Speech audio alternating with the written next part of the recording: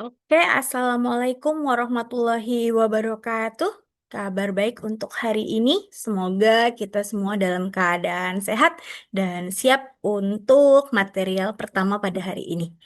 Baik, mata kuliah kita dalam mata kuliah hukum dagang teman-teman semua ya, yang artinya teman-teman sudah melewati atau sudah selesai dengan mata kuliah hukum perdata, sehingga ini merupakan lanjutan dari hukum perdata.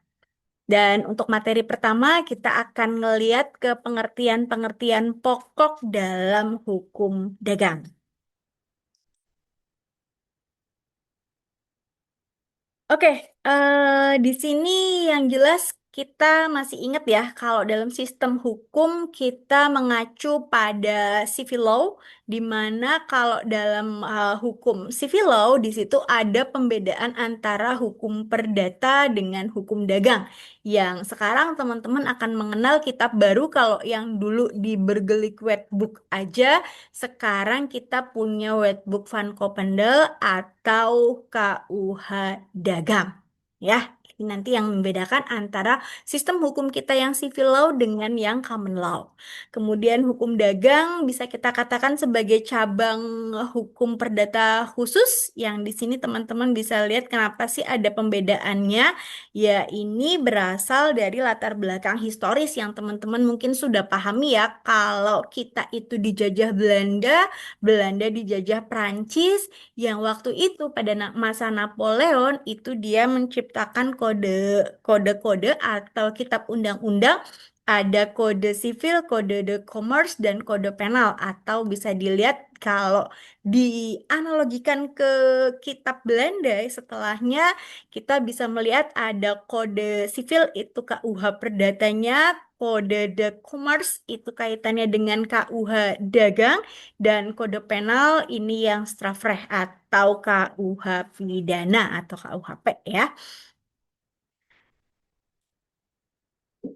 Oke, kemudian di sini sementara bagaimana sih perkembangan hukum dagang di Belanda? Ya, di sini di Belanda ternyata KUHD sama KUH Perdata justru dijadikan satu, yang ini dikenal dengan istilah New Burgerlijk Wetboek ya, dan pengaturan mengenai hukum dagang itu tercantum atau tersebar di buku 27, kemudian ada 8 9 dari New Burgerlijk Wetboek tadi. Dan memang karakternya sangat bersumber kuat pada hukum perdata.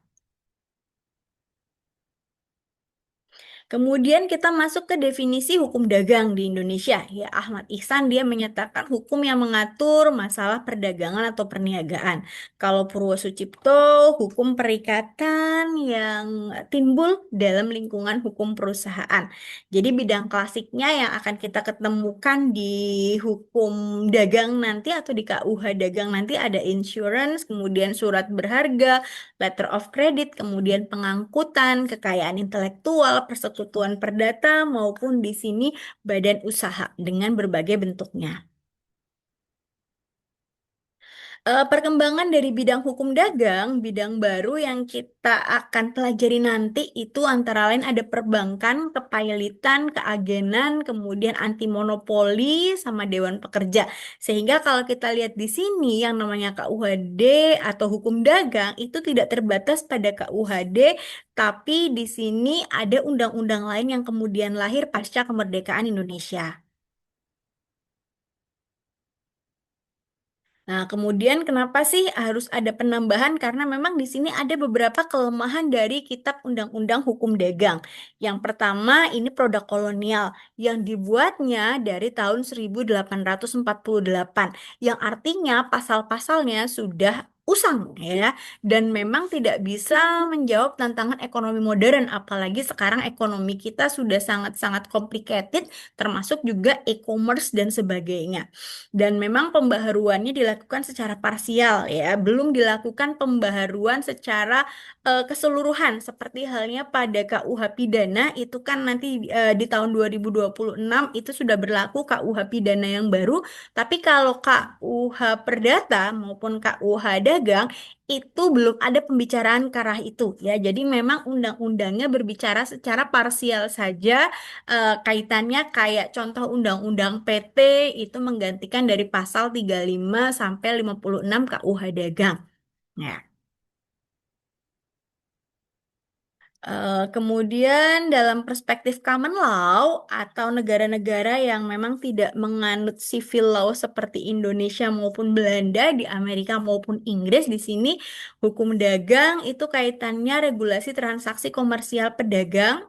Bidangnya ada kontrak, ada partnership, ada badan hukum, jual beli barang, insurance, kemudian juga surat berharga dan memang tidak dikodifikasikan dalam satu kitab tertentu. Ya, sementara untuk ke hukum bisnis ya teman-teman istilah umum di common law di sini biar dia itu jadi satu ya, jadi tidak ada pemisahan antara private dan public terkait bisnis. Di sini kayak kontrak jual beli, pasar modal, kepailitan, hukum pidananya juga masuk, including juga di dalamnya ada hukum tata negara. Kemudian ke hukum ekonomi di sini secara makro, hukum ekonomi makro, peraturan, putusan, kebiasaan yang mengatur hukum ekonomi nasional, kemudian hubungan dengan hukum bisnis yaitu mikro, dan di sini ada tiga pandangan di Belanda yang sempit itu antara negara dengan pelaku bisnis, kemudian ada perencanaan dan pengembangan bisnis, metode pendekatan sampai ke kegiatan perekonomian. Kemudian ada istilah law and economic ya. Di sini ada disiplin interdisipliner antara ilmu hukum dengan ekonomi ya, menggunakan economic analysis di sini untuk mencoba memecahkan permasalahan hukum. Pendekatannya ada yang kuantitatif, kemudian efisiensi, kaitannya dengan prediksi kebijakan juga wealth distribution ya atau distribusi kekayaan.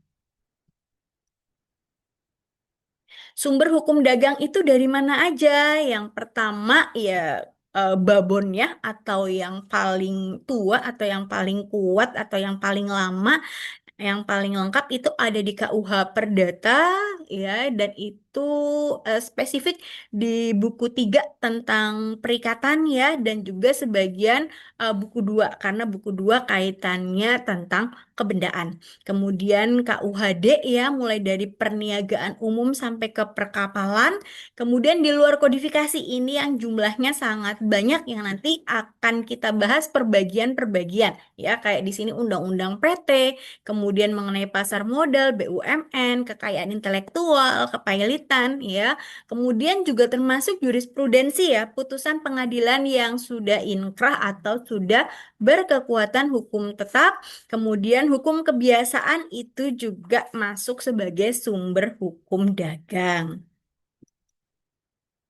Nah, sementara ini sistematika dari KUHD ya, buku satu tentang perniagaan pada umumnya. Ya, untuk titel satu itu dihapuskan, titel 2 pembukaan, kemudian yang titel 3 mulai ada jenis-jenis persekutuan, titel 4 perniagaan, makelar, kasir, titel 5 komisioner, ekspenditur, pengangkut, dan nahkoda yang melayari sungai dan perairan pedalaman. Titel 6 itu mulai surat-surat wesel dan surat sangguk. Titel 7 cek promes dan kwitansi atas tunjuk. Titel 8 reklame atau penuntutan kembali dalam hal kepailitan. Di titel 9 ada insurance ya atau pertanggungan. Titel 10 ada pertanggungan kebakaran, pertanggungan terhadap bahaya yang mengancam hasil pertanian di sawah dan juga pertanggungan jiwa. Sementara untuk buku 2 dari KUHD-nya, di sini mulai dari kapal dan muatannya, pengusaha kapal dan pemilikan bersama kapal ya. Titel 3 ada nahkoda, anak buah kapal, 4 perjanjian kerja laut, 5 penyediaan penggunaan penyediaan kapal, 5A di sini ada pengangkutan barang, 5B pengangkutan orang, 6 ada tubrukan kapal, 7 ke kapal karam, kandas, barang-barang temuan di laut, detail 8 sudah dicabut, 9 pertanggungan terhadap bahaya laut, kaitannya dengan slavery atau perbudakan, detail 10 pertanggungan terhadap bahaya pengangkutan di darat dan sungai serta perairan pedalaman. Kemudian ada awarai, kemudian hapusnya perikatan dalam perniagaan laut, serta kapal-kapal dan alat-alat berlayar di sungai dan perairan pedalaman. Ya, apas. Kemudian bagaimana sih hubungan KUH Perdata dengan KUHD yang tadi sudah disinggung sedikit ya, kalau KUH Perdata itu secara umumnya atau genusnya, sementara KUH Dagang itu adalah spesiesnya. Dan sehingga kalau kita balik lagi ke asas yang sudah pernah teman-teman pelajari dulu, ada asas lex specialis derogat legi generali, di mana hukum yang spesial atau hukum yang spesifik ya itu mengesampingkan hukum yang general atau hukum yang umum. Jadi yang khusus mengesampingkan hukum yang umum. Jadi di sini di pasal 1 KUHD dia menyatakan KUH Perdata berlaku sepanjang tidak diatur lain di KUHD. Jadi ini nanti KUHD akan mengesampingkan dari KUH Perdata, namun demikian babonnya atau genusnya ada di KUH Perdata. Kemudian kita masuk ke perbuatan perniagaan. Dalam istilah lama di pasal 2 KUHD, pedagang itu yang melakukan perbuatan perniagaan sebagai pekerjaan sehari-hari. Sementara pasal 3 pembelian barang bergerak untuk dijual kembali, 4 dan 5 di sini rincian dari jenis perbuatan perniagaan. Mulai dari komisi perniagaan, ada wesel, ada perkapalan, sampai ke insurance. Kemudian perusahaan secara modern di sini definisinya tidak ada dalam KUHD tapi ada di wajib daftar perusahaan ya. Dan di sini bentuk perusahaannya ada perorangan maupun badan usaha. Dia kegiatannya tetap dan memang terus-menerus tidak insidental dan tujuan utamanya adalah untuk mencari keuntungan atau laba. Organisasi perusahaan bentuknya ada yang perseorangan, ya nanti kita akan pelajari satu persatu yang perseorangan seperti apa. Kemudian ada maskap atau persekutuan perdata, kemudian ada firma, kemudian ada persekutuan komanditer atau CV, perseroan terbatas, koperasi, BUMN maupun BUMD, ya. Sementara di negara common law di situ ada sole proprietorship di situ atau perusahaan sendiri dan ada juga yang partnership maupun yang dia ada limitationnya atau istilahnya tuh LTD ya yang disebut dengan perseroan terbatas dalam bahasa Indonesia. Sementara kalau pekerjaan, apa sih pekerjaan? Ya, pekerjaan kita akan lihat sebagai kegiatan yang terus-menerus terang-terangan dalam kedudukan tertentu. Unsur laba itu bukan sesuatu yang mutlak ya. Jadi kayak pekerjaan ada sosial, keagamaan, atau profesi tertentu. Sementara kalau pengusaha di sini adalah orang yang menjalankan atau menyuruh menjalankan perusahaan. Bentuknya dia bisa sendiri tanpa pembantu, ya dia sendirian sebagai pengusaha dengan pembantu atau menyuruh orang lain sebagai pemegang prokurasi untuk menjalankan bisnisnya atau usahanya. Kemudian di sini ada pembantu perusahaan secara internal atau di dalam perusahaan, mulai dari pelayan toko, ada pekerja keliling, pengurus cabang, kemudian pimpinan perusahaan, kemudian ada pemegang prokurasi, di sini wakil, manajer, kepala bagian besar, ataupun di sini ada pimpinan perusahaan yang bertanggung jawab atas pengelolaan dan kemajuan dari bisnisnya.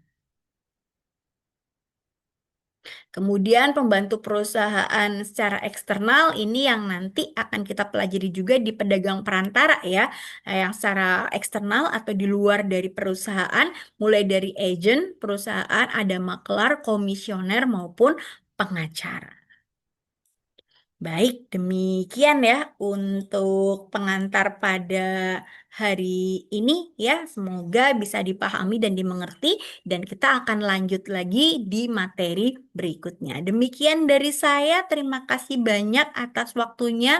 Wallahul muwafiq ila aqwamit thoriq. Wassalamualaikum warahmatullahi wabarakatuh.